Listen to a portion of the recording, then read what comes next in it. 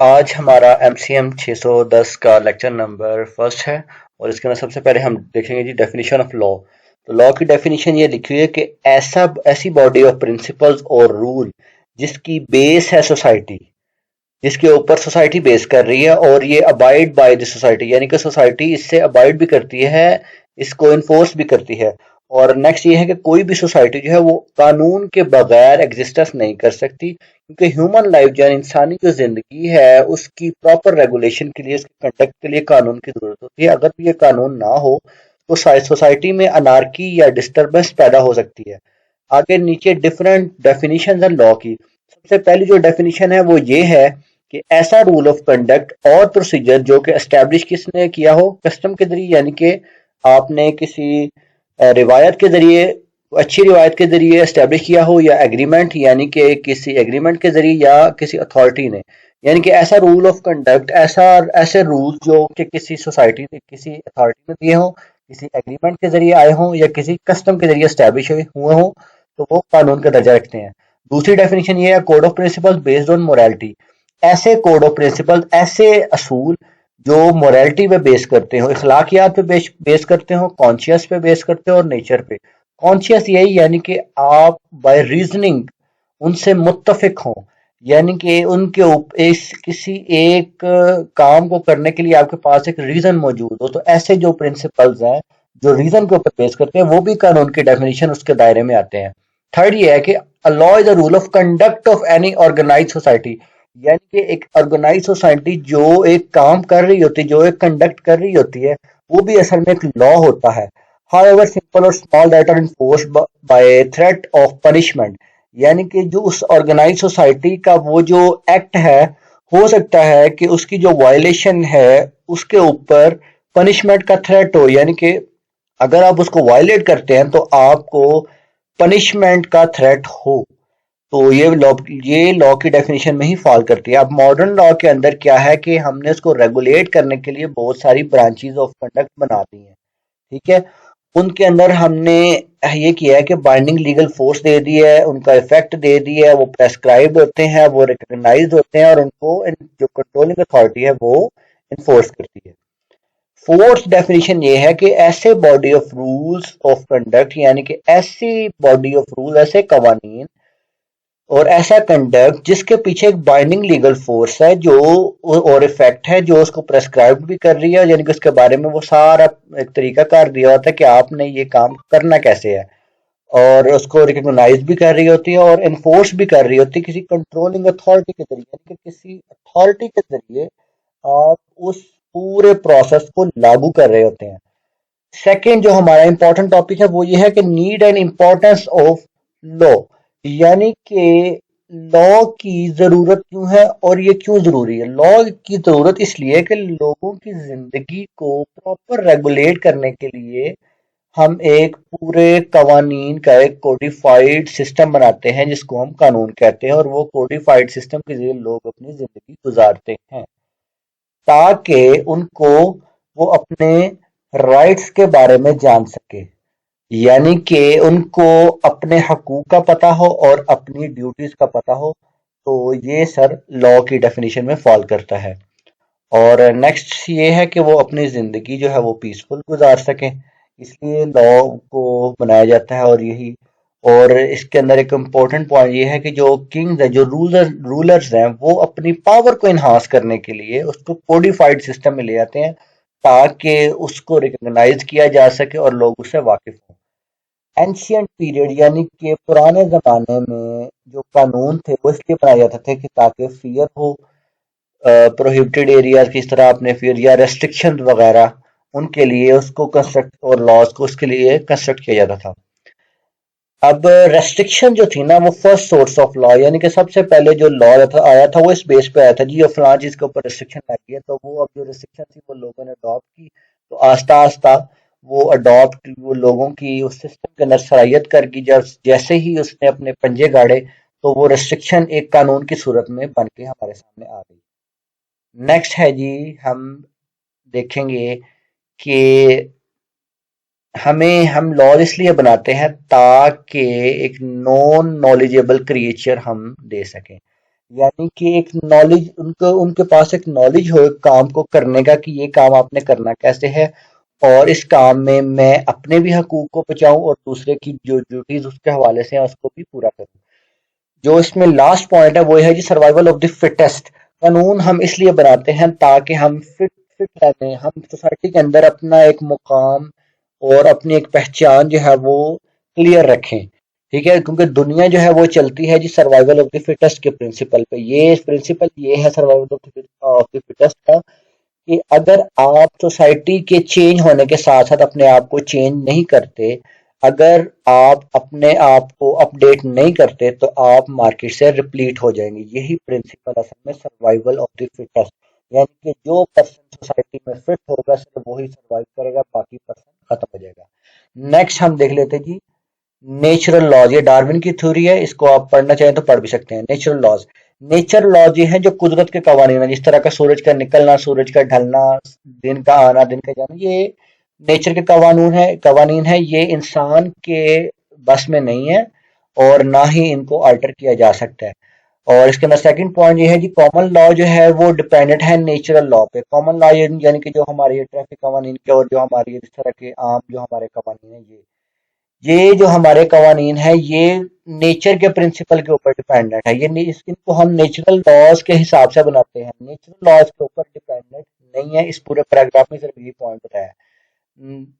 आगे आ जाइए, एक जो जेंटल और सेंसिबल मैन है, यानी कि एक जो दिशूर आदमी है, वो कानून को इसलिए फॉलो नहीं करता कि उसके ऊपर एक फियर है कि अगर मैंने इसको फॉलो ना किया तो ये हो जाएगा, बल्कि वो अपने आप को सिविलाइज करने के लिए, अपने आप को ट्रेन करने के लिए, एक सिस्टम के अंदर लाने के लिए वो कानून को फॉलो करता है। और नेक्स्ट ये है कि इसके अंदर ये पॉइंट दिया हुआ कि अगर आप नेचुरल लॉ को ब्रेक करेंगे या कि कॉमन लॉ को ब्रेक करेंगे तो फिर आपको उसकी भरपाई देना पड़ेगी, यू हैव टू पे फॉर दैट। नेक्स्ट हम बात करें जी एथिक्स की। एथिक्स है जी ब्रांच ऑफ फिलॉसफी जो कि ह्यूमन नेचर से रिलेटेड है। असल में ये आपके बिहेवियर को रिफ्लेक्ट कर रही है और इसका जो रोल है वो क्या है जी, आपकी नेचर को बिल्ड करने में और आपके बिहेवियर को बिल्ड करने में है। और उसके अलावा इसका रोल है आपके बिहेवियर को ऑर्गेनाइज करने में। तो इसलिए ये इम्पोर्टेंट पार्ट है सोसाइटी का। नेक्स्ट है जी एथिक्स की कुछ डेफिनेशंस है। तो पहली जो एथिक्स की डेफिनेशन है वो ये है कि जी ब्रांच ऑफ फिलॉसफी है जो किससे मोरल कंपोनेंट, यानी कि जो अखलाकी साइड है ना आपकी ह्यूमन लाइफ की, ये उससे डील कर रही है। ये इन्वॉल्व होती है जी सोसाइटी के अंदर बहुत ज्यादा। ठीक है, ये ह्यूमन लाइफ में बहुत ज्यादा इन्वॉल्व है।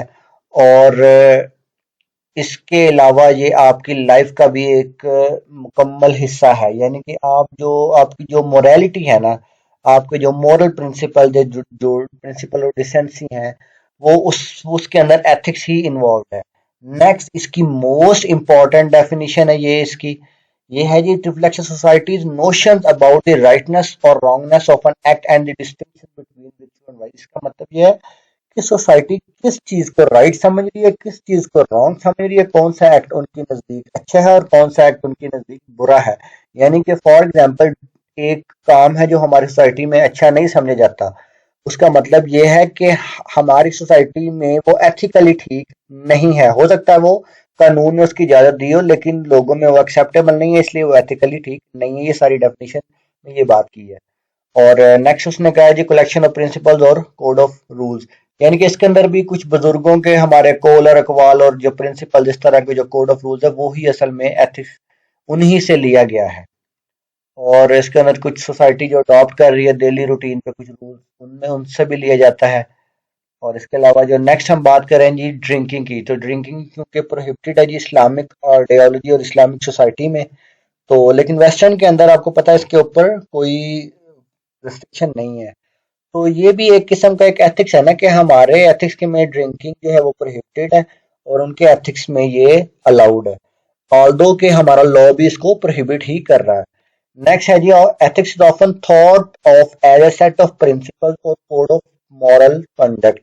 ये मॉरल कंडक्ट है, एक मुकम्मल कोड है और ऐसा सेट ऑफ प्रिंसिपल्स है जिसके ऊपर हम बेस करके अपनी जो लाइफ है उसको बेहतर कर सकते हैं। ये एक सोच है असल में। नेक्स्ट ये आप डेफिनेशन बहुत इंपॉर्टेंट है, अगर आपको कुछ समझ ना आए तो आप कमेंट करके पूछ भी सकते हैं। तो नेक्स्ट हमने जो अभी तक डिस्कस किए हैं एग्जाम्पल, उसके अंदर जो हमने इम्पोर्टेंट चीज डिस्कस की है वो ये है कि जो लॉ है ना, अगर उसके ऊपर उसको फॉलो ना करने की बेस के ऊपर, यानी कि वो एक रेस्ट्रिक्शंस है, ठीक है, अगर आप उसको फॉलो नहीं करते तो आपको उसके अगेंस्ट कोई ना कोई चीज पे करनी पड़ेगी, लेकिन एथिक्स में ऐसा नहीं है। अगर आप नहीं भी फॉलो करते तो उसके ऊपर कोई रेस्ट्रिक्शन नहीं है, लेकिन सोसाइटी में इसको गलत समझा जाएगा। हम अपने जो पर्सनल एथिक्स हैं उनको यूटिलाइज करते हैं किस काम के लिए, ताकि हम डिफरेंशिएट कर सकें राइट और रॉन्ग के लिए। तो एथिक्स जो है ये रेगुलेट करते हैं हमारे मॉरल कंडक्ट को, हमारा जो अखलाकी रवैया है वो कंडक्ट वो रेगुलेट हो रहा है जी एथिक्स से। एथिक्स इन्वॉल्व दी एवोल्यूशन, इवॉल्व इसके अंदर इन्वॉल्व क्या है जी, एवोल्यूशन है, और हमारी एप्लीक मॉरल वैल्यूज की वो एप्लीकेशन जो कि हमारी सोसाइटी या कल्चर में एज अ नॉर्म एक्सेप्ट की जाती है। नॉर्म ये होते हैं जो सोसाइटी में चल रहे होते हैं, जो सोसाइटी के आप समझ लें कि उसकी जो रिवायात हैं या उसकी जो स्टैंडर्ड्स हैं हमने कुछ तय किए होते हैं, वो हमारे नॉर्म्स हैं। ये हमारे नॉर्म्स अगर आप वायलेट करें तो उसके ऊपर सजा नहीं, जबकि अगर आप कानून वायलेट करें तो उसके ऊपर सजा है। तो कुछ सर्टेन चीजें हैं जो कि हमारी सोसाइटी प्रपोज भी करती है और उसमें अप्लाई भी की जाती हैं। इसके अंदर हमारे कुछ कल्चरल नॉर्म्स है। नेक्स्ट इसकी एक और डेफिनेशन है जी, ये सोशल साइंस की ब्रांच है जो कि डील कर रही है, फिर वही बार बार बातें बार बार इसमें रिपीट हो रही हैं, जो डील कर रही है मॉरल कंडक्ट ऑफ इंडिविजुअल से। और ये कलेक्शन है, असल में ये कलेक्शन है सर्टन नॉर्म्स की, जो कि फॉर्मुलेट की गई है, जो फॉर्मुलेटेड है और फॉलोड है सोसाइटी के जरिए। नेक्स्ट है जी एथिक्स एंड मीडिया। तो मीडिया और एथिक्स इसके अंदर थोड़ा सा रिलेशन है। तो एवोल्यूशन बता रही है जी कि मीडिया का काम है जी इंटरटेनमेंट करना और लोगों को गाइड करना। तो तीन मेन रोल इसमें उसने बताए हुए हैं। पहला है जी इंफॉर्मेशन, मीडिया इन्फॉर्म करता है, दूसरा एंटरटेन करता है और तीसरा मीडिया गाइड करता है। ठीक है, इसके एडिशन ऑफ फीचर्स और मैगजीन्स, यानी कि आप देख लेंगे जो हमारा प्रिंट मीडिया है उसके अंदर कॉलम्स और मैगजीन्स और लोगों के इंटरेस्ट के हिसाब से आते रहते हैं और वो राइटर्स को एडलाइज कर रहे होते हैं। तो नेक्स्ट है, अगर हम इसकी इम्पोर्टेंस को देखें, मीडिया की इम्पोर्टेंस को, तो इसके ऊपर कुछ इसके ऊपर भी कुछ लिमिटेशंस हैं। जो राइटर्स हैं, जो लिखारी हैं, वो एथिक्स के अगेंस्ट या उससे ऊपर नहीं जा सकते, उनको एथिक्स के अंदर रह के सारा काम करना पड़ता है। नेक्स्ट हम देख ले आते जो उनकी जो लोग प्रिंट मीडिया से रिलेटेड अगर कोई राइटिंग करते हैं या पब्लिकेशन करते हैं, तो उनकी वो पब्लिकेशन चेक्ड हो रही है और कंट्रोल्ड हो रही है, यानी कि एथिक्स के दायरे में रह के वो सारा कुछ कर सकते हैं, उससे बाहर वो कोई काम नहीं कर सकते। और वो जो उनका एथिक्स के अंदर रह के काम करने का जो तरीका है वो उसमें कोड है, ठीक है, और यही उनका एक कोड ऑफ एथिक्स है जिसको वो फॉर्मुलेट करके इस पूरे सिस्टम के अंदर बेहतरी ला रहे हैं। नेक्स्ट आ जाते हैं जी, अब बात हो रही है जी पॉपुलैरिटी ऑफ इलेक्ट्रॉनिक मीडिया। तो इलेक्ट्रॉनिक मीडिया कभी ऐसे ही नहीं है कि वो एथिक्स को फॉलो नहीं करता, बल्कि उसके ऊपर भी चेक है और डिफरेंट रेगुलेटरी कमेटीज हैं जो उसको देख रही हैं, और उस पर भी बकायदा कोड ऑफ एथिक्स है जिसको रेगुलेटरी मीडिया और सॉरी रेगुलेटरी कमेटी जो है वो उसको फॉलो करवाती है। तो इससे हमें एक चीज पता चलती है जी, ये प्रॉपर और complete code of principle is been set for whole media, यानी कि सारे जो मीडिया है उसके लिए एक proper complete code of principle है, और उनको उसी कोड ऑफ प्रिंसिपल के अंदर रह के ही डिबेट करेंगे। और जो उनका जो फ्रीडम ऑफ मीडिया है वो भी विद इन द लॉ है। और ये हैपन जो हो रहा है वो हो रहा है जी, यानी कि इन प्रिंसिपल्स की बेस के ऊपर। नेक्स्ट हम देख लेते हैं सोर्सेज ऑफ एथिक्स। एथिक्स आते कहाँ से है? जो एथिक्स है ना जो हमारे, वो हम पेरेंट्स से ले रहे हैं, वो हम पीयर ग्रुप से ले रहे हैं, वो हम एजुकेशन इंस्टीट्यूशन से ले रहे हैं, वो हम टीनेज से, स्कूल लेवल से, एडल्ट एज में हायर स्टडीज से, और ऑब्जर्वेशन ऑफ एक्सपीरियंस से और सोसाइटी से। तो ये जनाब आपके हो गए 1 2 3 4 5 6 7, ये 7 है, इसको आप याद कर लें, एमसीक्यू में भी आ जाता है। नेक्स्ट हम देख लेते हैं पेरेंट्स से। पेरेंट्स जो है वो हमारा प्राइमरी सोर्स है एथिक्स का। हम उनको देख के वो कैसे खा रहे हैं, वो कैसे पी रहे हैं, वो कैसे बिहेव कर रहे हैं, ये सारी चीजें हम उनसे सीख रहे होते हैं। वो हमें बहुत सारी चीजें सोसाइटी में सिखा रहे होते हैं, सबसे इम्पोर्टेंट कि आपने दूसरों से डील कैसे करना है।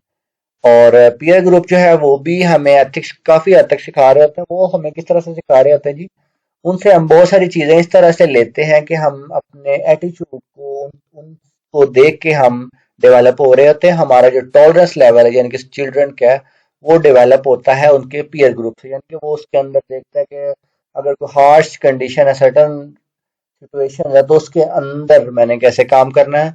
तो इसलिए ये उसके अंदर एक एथिक्स को डेवलप कर रहा होता है। एजुकेशनल इंस्टीट्यूशन में ये दो लेवल्स पे है। स्कूल लेवल में आप देखते हैं तो स्कूल लेवल में आपकी जो आप क्वालिटीज को गेन करना शुरू करते हैं जो कि आपकी पर्सनैलिटी को बेहतर बनाती हैं।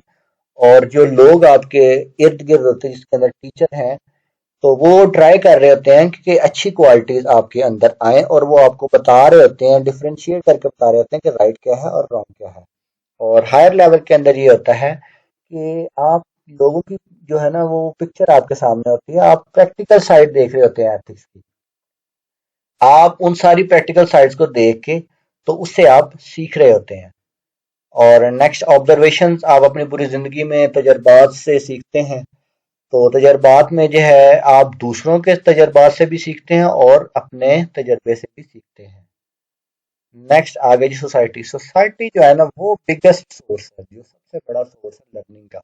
वो आपको हर स्टेज, लाइफ की हर स्टेज के बारे में आपको बता रहा है और मोर इफेक्टिव तरीके से। और ये भी बता रहा है कि इस चीज का प्रैक्टिकल लाइफ में कैसे इस्तेमाल है और आप किस तरह इससे फायदा ले सकते हैं। इसलिए सोसाइटी की बहुत बड़ी इंपॉर्टेंट रिस्पॉन्सिबिलिटी है एथिकल बिहेवियर को बिल्ड करने में किसी भी पर्सन के। तो आज का लेक्चर सर खत्म हुआ। नेक्स्ट लेक्चर तक इजाजत दीजिए। अल्लाह हाफिज।